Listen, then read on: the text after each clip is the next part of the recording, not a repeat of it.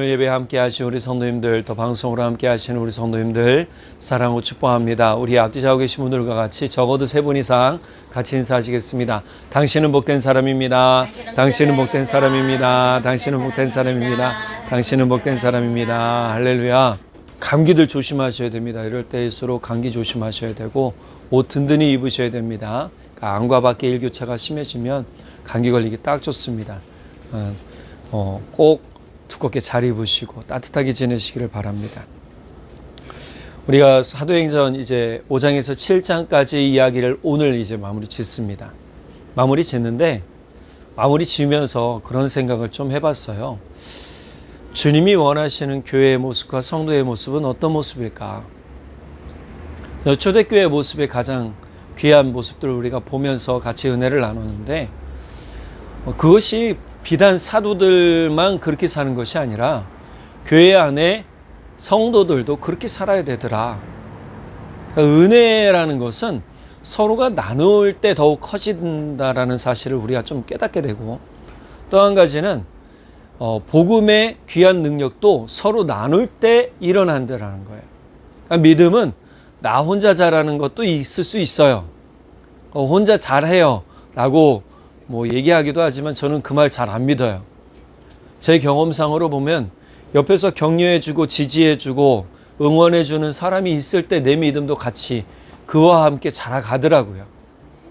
그러니까 우리가 그런 역할들을 잘 감당해가는 그러한 성교회 성도들이 되기를 간절히 바랍니다. 그래서 우리 지난주에 각 지역에서 스데반 집사, 7집사를 세웠다고 그랬잖아요. 교회 구제 사역을 위해 행정의 모든 또 우리 회계의 모든 것들을 감당하기 위해 7집사를 세웠는데 7집사들이 그것만 감당한 게 아니었어요. 복음도 감당했더라. 그래서 나머지 5집사에 대한 이야기는 안 나왔지만 사도행전에는 빌립과 스데반에 대한 이야기가 나와요. 그래서 이 스데반과 빌립이 어떻게 예수를 증거하고 또 성령의 이끌림 받아 살았는지를 보여주죠. 그러니까 회개의 일을 돌아가면서 했을 거란 말이죠. 했을 텐데 중요한 건 이 자기가 쉬는 날 그냥 지금 편하게 퍼져 있던 게 아니에요. 쉬는 날 뭐 했어요? 나가서 증거하는 거예요. 그러니까 우리가 지난 시간에 읽었던 리버디노 회당에 들어가서 리버디노 자유민들이 모인 디아스포라 유대인들이 각 지역에 있던 구레네, 알렉산드리아, 또 이제 소아시아, 길리기아에서 온 유대인들, 자유민들이 이 디아스포라 유대인으로 살았던 이들이 모여서 예루살렘 그 성전에 와서 예배드리려고 왔을 때 절기 지키러 대부분 오거든요. 그때에 논쟁이 일어났던 것 같아요. 이 논쟁 가운데 스데반 집사가 성령과 지혜가 충만했다는 거예요. 세상의 논리로 성령과 지혜가 충만한 사람을 감당할 수가 없어요. 아셔야 돼요. 내가 성령과 지혜가 충만해지면요, 어떤 일이 일어나느냐? 세상 사람들이 함부로 하지 못해요. 한번 따라해 보시겠습니다. 내가 성령과 지혜가 충만하면 세상 사람들이 함부로 하지 못한다. 이게 너무 중요한 거예요. 그러니까 함부로 하지 못한다는 것은 내가 주와 함께 하기 때문에 그 사람들이 나를 어찌하지 못한다는 거예요. 물론 스데반 집사가 그들에 이끌려서 죽임당해. 오늘 본문이 그 내용이죠. 그런데 그가 끝까지 신앙을 지킨 것은 딱 한 가지예요. 복음의 열정에 그가 사로잡혀 있었기 때문이에요. 우리가 이 땅에 살면서도 세상 사람처럼 살면 안 돼요. 내가 예수 믿는 사람이 돼야 되는 거예요. 아, 저 사람은 예수 믿는 사람이구나. 저 어떻게 보면 딱 지켜야 돼요. 그러니까 그거 지키기가 사실 힘들어요. 왜냐하면 가정 내에서도 그렇게 지켜야 되고 사회 내에서도 그렇게 지켜야 되고 내가 직장 다니면 직장 내에서도 쟤는 예수 믿는 사람이야 라고 딱 지켜야 돼요. 그게 안 지키잖아요. 그럼 계속 시달려요. 그리고 갈등해요. 갈등하는 이 고통의 이유 중에 하나가 뭐냐면 내가 예수 편에 온전히 서지 못하기 때문이에요. 예수 편에 서면 고통과 고난과 핍박이 있을지 모르지만 그것 때문에 흔들리진 않더라는 거예요. 그래서 스데반 집사가 그랬잖아요. 우리 지난 시간에 봤지만 스데반 집사를 무너뜨리기 위해 뭐 했어요? 예수님께 하듯이 거짓 증인들을 돈 주고 매수했잖아요. 너 이런 거짓말해라 라고 돈 주면서 거짓 증인 매수했잖아요. 근데 그 거짓 증거들이 효용이 있어요? 효과가 있어요? 스데반에게 아무 영향을 미치지 못해요. 움찔하지도 않았어요. 심지어 그런 거짓 증인들의 고백을 딱 듣고도 마지막 절에 우리 뭐라고 그랬어요? 딱 스데반의 얼굴을 딱 보니까 천사의 얼굴 같더라.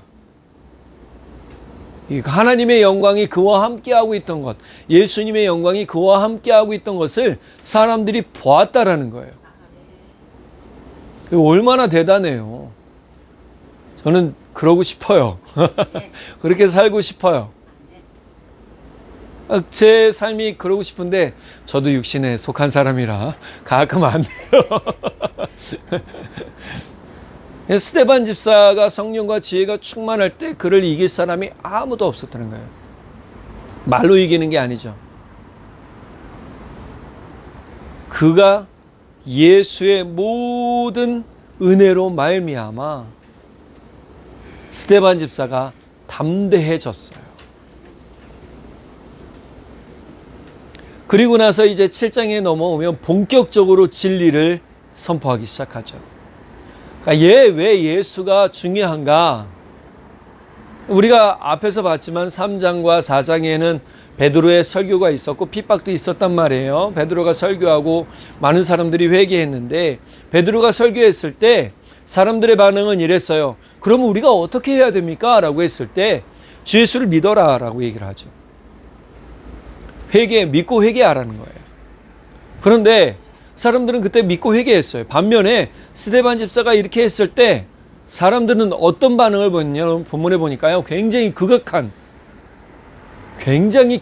모습으로 변해버렸어요. 흔한 말로 폭도가 되어버린 모습처럼.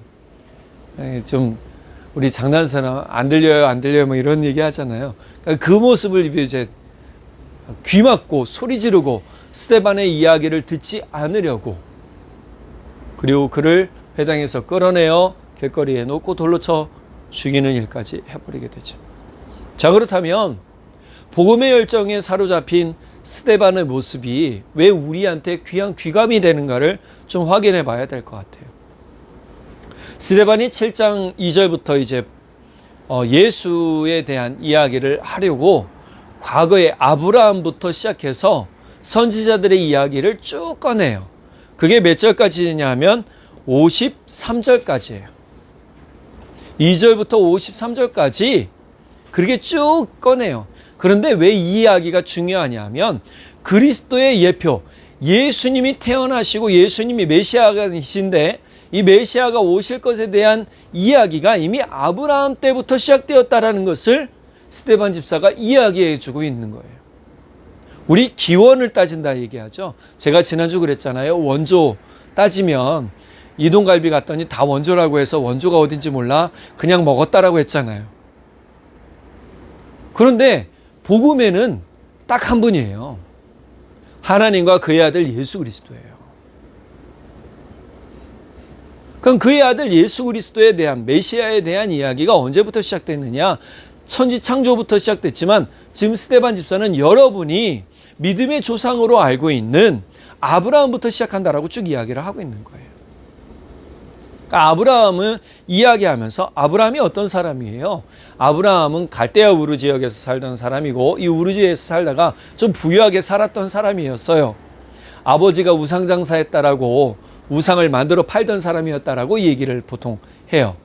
그런데 이 아버지의 우상을 다 허물고 밤새 안 볼 때 허물고 도망쳤다. 이렇게 뭐 이제 얘기를 하기도 하는데 아브라함이 부유하게 살았던 만큼 아브라함이 하나님을 의지할 그 어떤 것이 사실 없었는데 하나님께서 아브라함을 불러서 뭐라고 얘기하냐면 창세기 22장 17절 18절에 내가 내게 큰 복을 주고 내 씨가 크게 번성하여 하늘의 별과 같고 바닷가의 모래와 같게 하리니 내 씨가 그 대적의 성문을 차지하리라. 또 내 씨로 말미암아 천하 만민이 복을 받으리니 이는 내가 내 말을 준행하였음이니라. 그런데 여기서 내 씨라는 부분을 좀 봐야 될 것 같아요. 씨라는 건 자손을 의미합니다. 그런데 이 자손이 이스라엘 백성이냐? 예, 이스라엘 백성을 상징하기도 하지만 또 다른 부분으로 본다면 이 씨, 가장 중요한, 가장 하나님의 자손으로 볼 만한 그 한 분이 메시아가 되는데 그분이 누구냐? 예수 그리스도라는 거예요. 유대인들은요, 자신들이 선민이라고 생각했어요. 하나님께 택함 받은 백성, 선택받은 백성, 그래서 선민이에요. 이 선민의식이 굉장히 강해서요, 이 배타주의가 굉장히 심했어요. 누가 함부로 들어오려면요, 그 조건이 굉장히 까다로웠어요. 우리나라도 그랬죠. 그래서 예전에 1950년대 전쟁이 지나고 미군이 머물면서 혼혈인들이 생겼단 말이에요. 근데 그들에 대한 인식이나 그들에 대한 그런 것들이 안 좋아요. 최근에도 뉴스에 보면 우리나라 이제 다문화 돼서 다문화 가족들이 아이들이 학교 가면요, 피부색 때문에 아이들한테 놀림받는 아이들이 있대요. 그러니까 이런 것들이 사실 잘못된 거거든요. 근데 보면 유대인에 들어오는 조건 중에 하나가 뭐냐면 할례 받는 거예요. 여자들도 유대인으로 들어올 수 있었어요. 피부색이 달라도. 이게 언제부터 시작된 거예요? 사실은 우리가 출애굽 이전부터 시작이 된 거예요. 출애굽 이전부터 시작해서 출애굽 때도 이집트인들이, 유대인을 따라온 이집트인들이 있었단 말이에요. 그들도 유대인에 속하기 위해서 할례를 행했어요. 그 표식 하나로 당신은 이제 하나님의 백성이 됩니다 라고 얘기를 했던 거예요. 그러니까 이런 일들을 통해서 하나님께서는 여러 가지 가장 중요한 일들 중에 하나가 당신은 하나님의 백성입니다 라고 알려주는 거죠. 근데 지금 이 씨가 누구냐? 스데반이 얘기하는 이 가장 중요한 씨, 그 대적의 성문을 차지하는 씨가 바로 예수라는 거예요. 이게 유대인들의 신앙 기초인데 유대인들은 이 땅을 차지하지 못하죠. 잠깐 차지했다가 포로로 지내요. 포로로 지내는데 얼마나 힘들게 지냈겠어요. 물론 아까 얘기한 리버디노 회당, 자유민들이 모인 회당은 이런 사람들이 이렇게 각 지역에 흩어졌던 리비아의 수도 구레네와 이집트의 수도 알렉산드리아와 또 길리기아와 소아시아 지역에 뿔뿔이 흩어졌던 많은 유대인들이 절기를 지키기 위해 모여서 그 회당에 모여서 자기네들이 하나님을 바라본다고 생각했지만 실제적으로 자기네들이 알았던 하나님은 아니었다라는 거예요. 변질된 하나님을 자기네들이 깨닫고 있던 거죠. 자, 이후에 이삭과 야곱의 이름이 잠깐 거론이 됩니다. 그리고 두 번째 나온 이제 증거하는 사람이 누구냐? 네, 요셉이에요. 이 요셉이라는 사람은 우리가 너무나 잘 알죠. 그러니까 왜 스데반이 이렇게 이름 있는 사람들을 거론하는가? 이거는 사실 우리가 잘 아는 모세오경, 토라라고 이스라엘 사람들은 가장 귀하게 여기는 모세오경, 창출레미신, 이것들을 가지고 이제 이 나온 사람들에 대한 이야기를 근거로 해서 예수님이 메시아로 이미 이렇게 오신 분이다, 이 나타내신 분이다라는 걸 알려주는 거예요. 자, 요셉이 고난받아요. 요셉이 형들에게 노예로 팔리기 전까지 어떻게 해요? 아버지께 사랑받았던 편애죠. 그 다음에 이렇게 아버지께 사랑받았고 또 하나님의 주신 꿈을 꾸었던 사람이에요. 이 요셉의 고난이 가장 중요한 핵심이 뭐냐면 야곱의 가족을 구원하기 위한 하나님의 계획과 또 새로운 땅 고센으로의 이주와 그곳에서 이스라엘이 번성하고 또 요셉이 이제 알지 못하는 왕이 있어서 출애굽하며 하나님의 나라를 하나님이 예비하신 땅으로 가기 위한 여정으로 한 단계지만, 그러나 결국은 우리가 이후에 보면 알지만 40년 동안 들어가지 못해요. 자, 그러면 요셉이 왜 형들에게 배척을 받았을까? 형들에게 배척을 당한 이유는 아버지가 요셉을 편애한 것도 있겠지만 가장 중요한 이유 중에 하나가 뭐냐면 요셉의 말이 가장 컸어요. 요셉의 말 뭐였을까요? 창세기 37장 7절과 9절 보면 우리가 밭에서 곡식단을 묶더니 내 단은 일어서고 당신들의 단은 내 단을 둘러서서 절하더이다. 여기서 내 단이라는 것은 요셉의 단이고 당신들의 단위는 형들의 단위예요. 형들의 단위, 막내 동생에게 절하는 거예요. 아직 베냐민이 태어나기 전이니까. 자, 9절에 또 그래요. 우리가 밭에서 곡식단을 묶더니 내 단은 일어서고 당신들의 단은 내 단을 둘러서서 절하더이다. 심지어 해와 달에 별들이 절하더이다. 그러니까 이 형들의 마음이 어땠겠어요? 형들은요, 이런 우리 흔한 말로 네 가지 없는 동생을 봤나요? 뭐 이렇단 말이에요. 자, 요셉의 이러한 부분을 통해서 하나님의 계획은 뭐냐? 요셉이 고난받아 그곳에서 요셉의 가족, 야곱의 가족을 이끌어내는 거였어요. 그런데 요셉이 여기서 만약 못 견뎠다면 어땠을까요? 그런 계획이 어그러졌겠죠. 물론 하나님이 또 다른 사람을 들어서서 하나님의 일들을 이루어내셨을 거라지만 중요한 건 요셉이 그 과정들을 잘 인내했기 때문에 애굽의 곡식 맡은 이제 총리가 되었고, 이 총리가 돼서 야곱의 가족들을 이끌어내어 가장 축복된 땅, 고센 땅에서 살도록 해주셨다는 거예요. 요셉은 배척을 당했지만 결국 다시 요셉은 와요.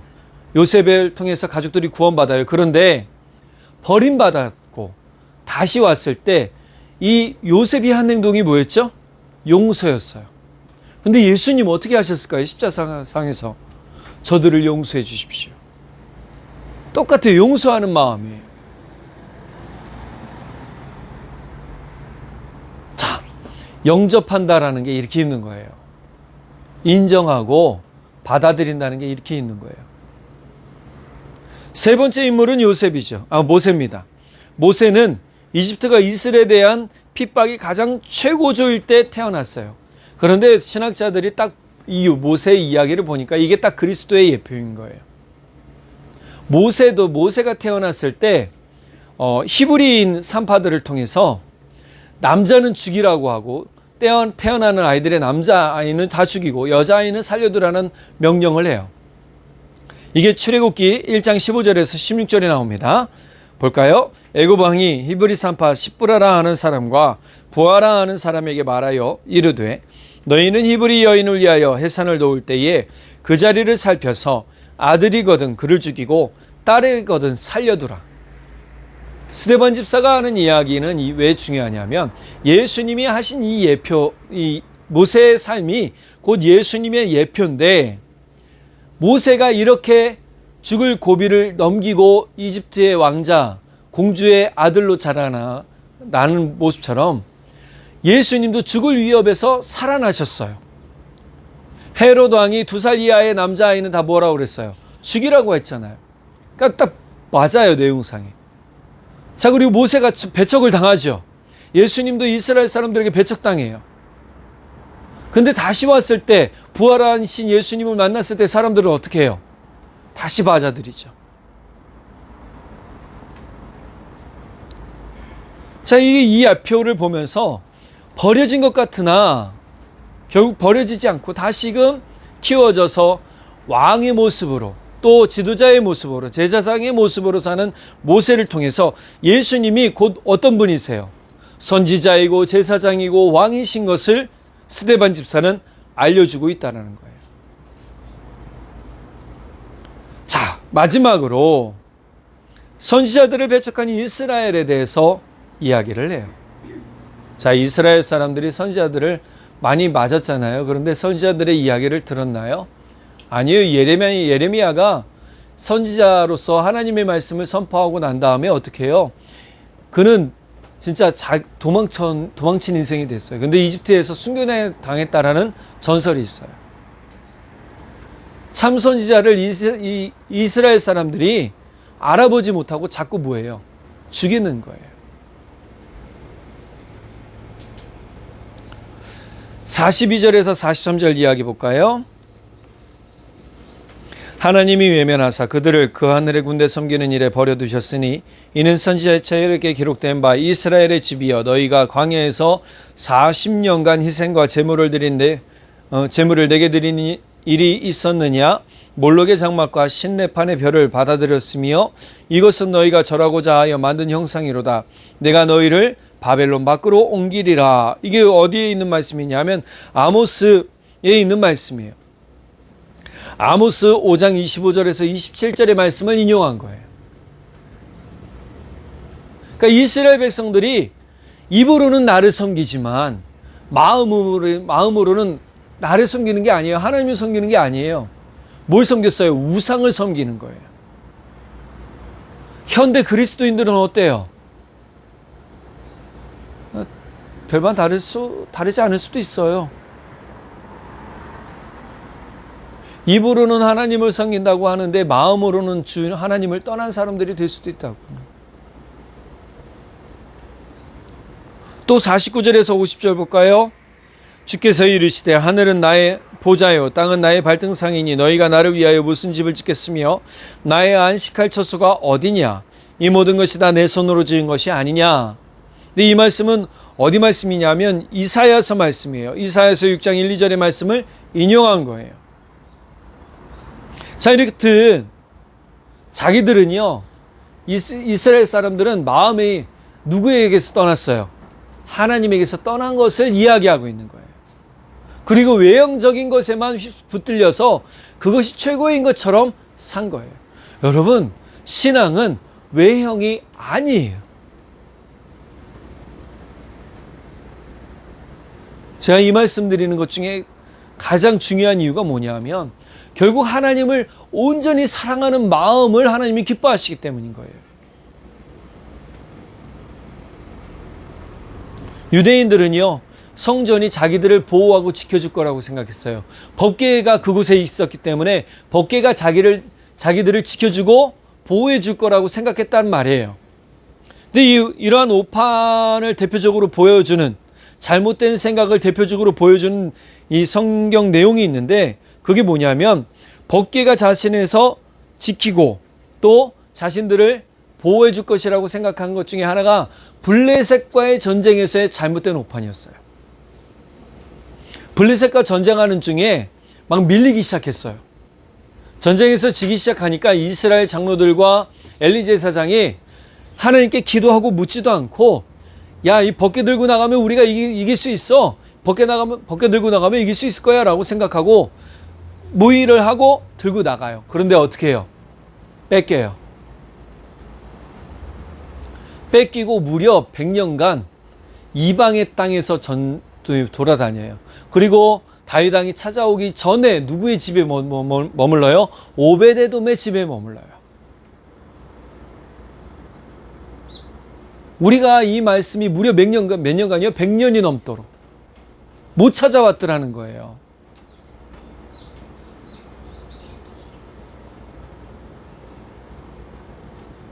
성전이나 법궤는, 언약궤는 상징성이에요. 제가 예전에 말씀드린 많은 목사님들이 이제 말씀하시는 것도 있지만 제가 가서 보니까 유럽의 교회는요, 이미 술집, 나이트클럽, 관광지 그렇게 됐다고 그랬잖아요. 여러분, 우리나라 교회라고 별반 다르지 않을 것 같아요? 똑같을 수도 있어요. 건물이 하나님이 머문 집이 아니에요. 내 마음이 하나님 집이에요. 시편 103편 19절 보면요, 현대인의 성경으로 여호와께서 그 보좌를 하늘에 세우시고 거기서 온 우주를 다스리시니라. 온 우주가 누구의 집이에요? 하나님의 집이에요. 사도 바울은 뭐라고 얘기하는 줄 아세요? 고린도전서 3장 16절. 너희는 너희가 하나님의 성전인 것과 하나님의 성령이 너희 안에 계시는 것을 알지 못하느냐. 우리가 하나님의 성전이랍니다. 할렐루야. 그러니까 하나님의 성전이 여기 있다 저기 있다 할 게 못 되는 거예요. 내가 하나님을 사랑하면 하나님이 내 안에 계시고 하나님 나와 함께 계심으로 내가 곧 하나님이 거하시는 처소가 되는 거예요. 그게 하나님의 집인 거예요. 그러니까 제가 지난주에도 말씀드렸지만 내가 진짜 참 진리로 무장된 사람이 되려면 진리를 가까이 해야 된다고 그랬잖아요. 매일 하나님의 말씀을 듣고 찬양을 가까이 하고 수시로 기도하는 삶을 살 때에 진리가 내 안에 깨달아지게 되는 것이고 진리를 통해 내가 무장되어져 가는 거예요. 군인이 그냥 만들어지지 않잖아요. 여러분, 저는 공군 제 파일럿들이 얼마가 드는가 만들어지는데 궁금했어요. 그래서 뒤져봤더니요. 파일럿 한 명 만드는데 1억 5천만 원가량 든답니다. 대단하죠. 공군 조종사 한 명 만드는데 1억 5천만 원가량 든답니다. 그러니까 얼마나 대단한 거예요. 그만큼 많이 투자하는 거예요. 그리고 받아들이는 사람도 그 훈련을 감당해야 파일럿이 되는 거예요. 그럼 우리가 영적 군사가 되려면 우리도 주의 말씀을 잘 받아들여야 되는 거죠. 수시로 주님과 가까이 해야 되고 주의 말씀이 내 안에 능력이 되도록 내 안에 기쁨이 되도록 살아야 되는 거예요. 아멘하고 받아들여야 되는 거예요. 그러니까 이스라엘 사람들이 종교 생활을 했지만 그 종교 생활은 진짜 하나님을 위한 게 아니었어요. 자기들의 만족을 위한 거였죠. 그리고 그 자기들의 만족을 가지고 잣대 삼아 다른 사람들을 모아는 데 썼어요. 비판하고 비난하고 평가하는 데 썼단 말이에요. 그들은 외적으로는 종의 모양을 가지고 있었지만 진실되게 하나님을 섬기는 사람들은 아니었어요. 선지자들의 소리를 거절하고 죽이기까지 했어요. 선지자 예수 그리스도가 나타날 때도 똑같았죠. 예수님을 거부했어요. 잡아 죽이려 했어요. 심지어 종교 지도자라고 했던 사람들이 그런 일들을 했단 말이에요. 그리고 십자가에 못 박았죠. 자, 이 부분까지가 바로 자유민회당에 모인 이 유대인들에게 했던 얘기예요. 근데 이야기할 동안에 전혀 끼어들질 못해요. 왜 그럴까요? 그의 말에 위압감을 느꼈거든요. 위험을 느꼈거든요. 이 말을 할 때의 스데반 집사의 모습이 어땠을까요? 그의 목소리엔 힘이 있었고요. 그의 목소리엔 능력이 있었고요. 그의 말에는요, 진짜 자신감, 진리를 선포하는 은혜가 있었단 말이에요. 듣는 사람들의 마음이 찔렸어요. 그러니까 어떻게 하냐? 51절에서 53절에 세 번역본 제가 이렇게 주보에 놨지만 한번 볼게요. 목이 곱고 마음과 귀의 할례를 받지 못한 사람들이여, 당신들은 언제나 성령을 거역하고 있습니다. 당신의 조상들이 한 그대로 당신들도 하고 있습니다. 당신들의 조상들이 박해하지 않은 예언자가 한 사람이라도 있었습니까? 그들은 의인이 올 것을 예언한 사람들을 죽였고 이제 당신들은 그인들을 배반하고 죽였습니다. 당신들은 천사들이 전하여 준 율법을 받기만 하고 지키지는 않았습니다. 그러니까 스데반 집사가 지금 하는 가장 중요한 핵심은 뭐예요? 여러분, 복음을 진짜 중요한 진리를 전하러 사람들, 여러분 말씀을 듣긴 들었는데 여러분 그거 지키지도 않았고 말씀을 전할 사람도 여러분들이 배척하고 죽였습니다. 여러분들은 그것을 온전히 받지 못했습니다.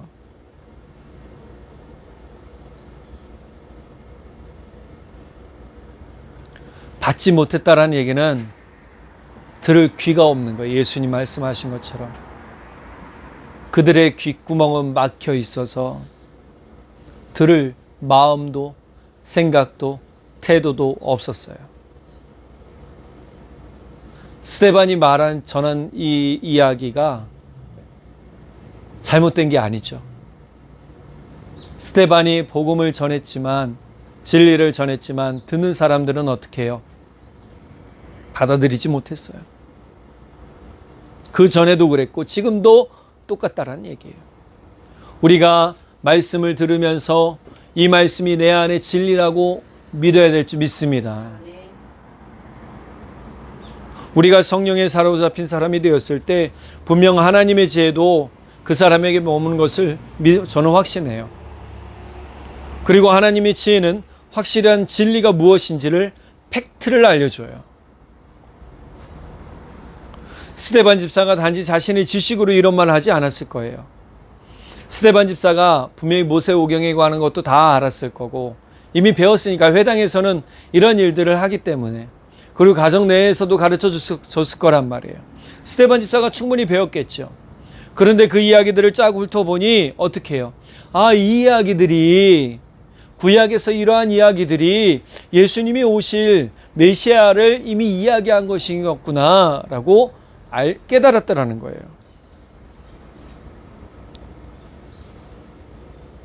자, 이러한 사실을 딱 짚어주니까 사람들은 분노했어요. 유대인들의 반응을 오늘 본문 54절에 뭐라고 얘기하냐면, 그들이 이 말을 듣고 마음에 찔려 그를 향하여 이를 갈거늘. 우리 사실을 받았을 때, 그죠? 사실을 딱 들었을 때 반응은 아마 그럴 거예요. 자, 개정개혁이 그러는데 마음에 찔려라는 말을 원어적으로 딱 보니까요, 마음이 조각조각 톱질이 돼요. 마음을 썰었더라는 거예요. 그 얼마나 고통스러워요. 진실을 딱 들으면 마음이 좀 찢어지는 듯한 고통을 느낀다는 거죠. 어떤 이들은 기뻐하겠지만 어떤 이들은 마음의 고통을 느낀다는 거예요. 근데 여기 나와 있던 리버디노 회당에 모여있던, 자유민 회당에 모여있던 디아스포라 유대인들은 뭐예요? 마음이 찢기는 경험을 하는 거예요. 자, 이 찢기는 경험 때문에 뭐 했어요? 분노했어요. 다른 원어적인 성경으로 보니까요, 분노, 격분해서, RSV 성경의 영어에는요, 그들이 격분되었다. NIV 성경에는 그들은 격노하여 펄펄 뛰었다. 이렇게 표현했어요. 세번역 성경에도 보니까요, 그들은 이 말을 듣고 격분해서 이렇게 나왔어요.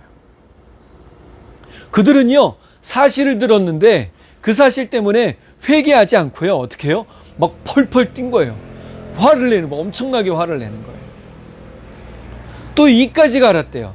그러니까 분노, 우리가 그러잖아요. 분노의 감정이 극해지면 너 두고 보자, 이런 식이 되는 것처럼 이를 갈았다라는 거예요. 분노의 극한 감정을 표시하는 거죠. 자, 성령 충만한 스데반 집사의 말에 의해서 대해서 유대인들은 반론조차 하지 못하면서도 그들 마음에는 분노가 일었어요. 그리고 이를 갈았어요. 어떻게 할까? 저는 이 말씀 딱 보면서 히브리서 4장 12절의 말씀이 와, 이게 진리구나라는 걸 깨달았어요. 히브리서 4장 12절의 말씀처럼 하나님의 말씀은 살아있고 힘이 있어서 어떤 양날 칼보다도 더 날카롭습니다. 그래서 사람 속을 꿰뚫어 혼과 영을 갈라내고 관절과 골수를 갈라놓기까지 하며 마음에 품은 생각과 의도를 밝혀냅니다. 지금 이들이 왜 분노하고 이를 갈아요? 마음에 품은 생각과 의도가 드러났기 때문이에요.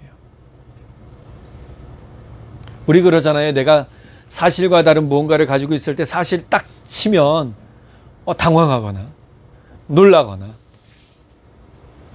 베드로 사도가 이야기한 것처럼 성령께서 준비하실 것을, 말해 주실 것을 위해 기도하라고 했잖아요.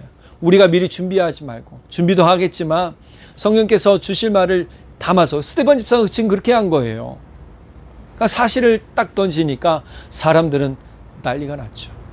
여러분, 세상 밖에서 예수가 주라고 얘기하면서도 왜 무시하고, 어떤 사람은 왜 짜증을 내나요? 두 가지 중에 하나죠. 네, 그 말에 대해서 관심이 없다라고 하지만 내가 가진 것에 대해서 흔들릴까 바라는 거예요. 그러니까 여러분, 전하셔야 돼요. 흔들어 놔야 돼요. 그래야 그 사람이 살 수 있어요. 복음의 열정에 사로잡힌 스데반 집사를 유대인들은 감당할 수가 없었습니다. 심지어 스데반 집사가 성령이 충만해서 하늘을 보았을 때 예수님께서 서 계신 것을 보았다라고 오늘 말씀이 하잖아요. 보면 55절, 스데반이 성령 충만하여 하늘을 우러러 주목하여 하나님의 영광과 및 예수께서 하나님 우편에 서신 것을 보고,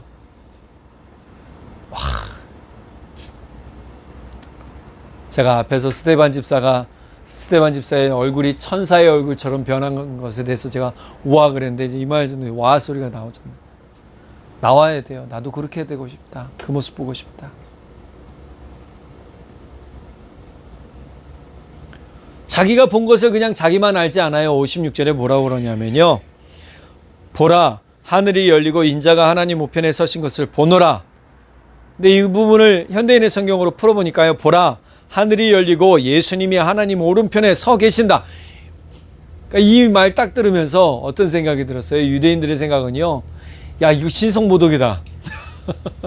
이 생각 들었을 거 아니에요.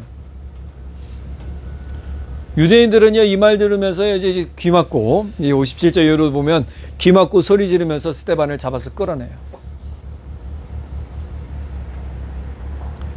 그러면서도 자신이 돌 맞아 죽으면서도 스데반 집사 뭐라고 그래요? 저들 용서해달라고 하죠. 우리가 이 말씀을 제가 좀 마무리 지려고 하는데, 오늘 스데반 집사가 복음의 열정에 사로잡히면서 가장 중요한 것 한 가지를 꼭 붙들고 있었어요. 그게 뭐냐면 진실을 바로 전하는 거였어요. 여러분, 이건 용기입니다. 근데 진실을 전하는데 어떻게 전해요? 사람들을 비난하면서 전하는 게 아니에요. 그들의 잘못된 점이 무엇인지를 깨닫게 하기 위해 전하는 거예요. 다만 베드로의 설교에서의 차이점은 뭐냐? 듣는 사람들이 준비가 안 된 거예요. 우리가 겸손의 믿음을 바로 가지고 있으면요, 우리를 찌르는 진실에 대해서 우리는 수용할 수 있어요. 또 수용하게 돼요. 겸손한 믿음이 있다면. 솔직하게 저도 이 설교 준비하면서 좀 되돌아봤어요. 내가 참 교만했구나. 왜냐하면 저한테 참 조언해 주신 감사한 분들이 많아요. 목사님 더 기도하세요. 준비 잘하세요. 라고 하신 분들이 많아요. 제가 입으로는 네, 알겠습니다. 감사합니다. 했지만 제가 속으로는요, 참, 뭐라고 그렇게 얘기하나? 막 그랬단 말이에요. 죄송하고 부끄러워요. 근데 그게 얼마나 교만한 모습이었는지 제가 깨닫게 되는 거예요. 참된 진리를 마주하고 맞이하면 여러분, 우리는 저절로 겸손해질 수밖에 없어요.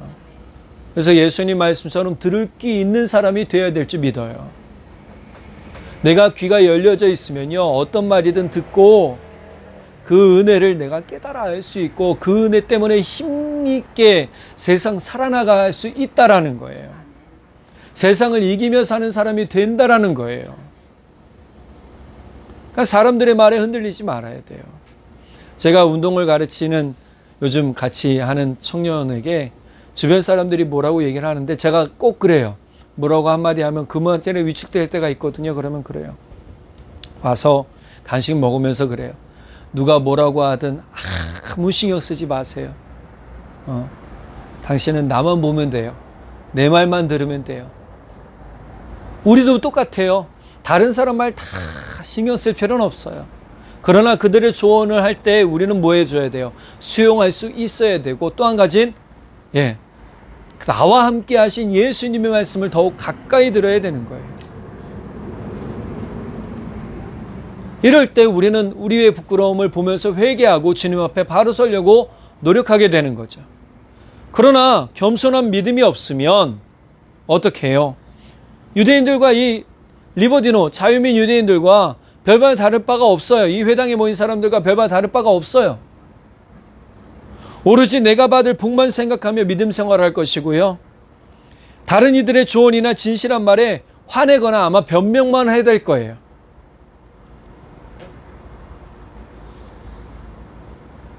이러한 사람은요, 양심이 마비된 사람이고 그들의 삶은 속임수로 살면서 사탄의 노예가 되는 삶이 될 거란 말이에요.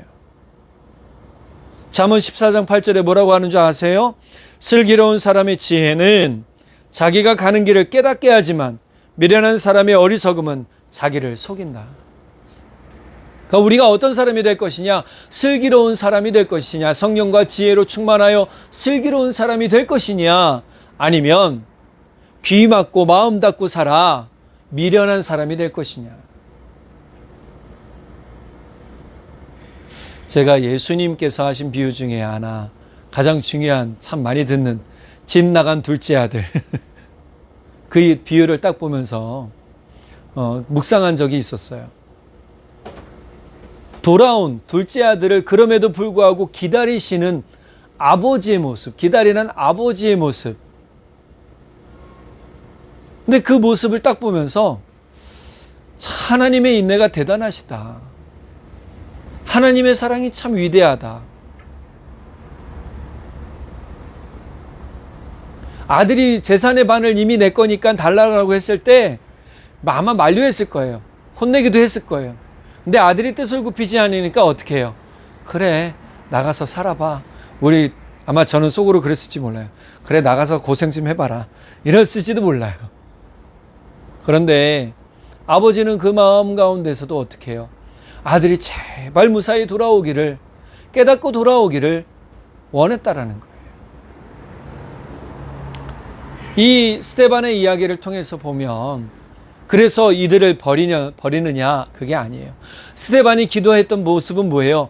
그래도 이들이 깨닫게 돌아올 수 있도록 저들을 용서해달라고 하는 거예요. 이게 수용된 겸손한 믿음의 사람의 모습이라는 거죠.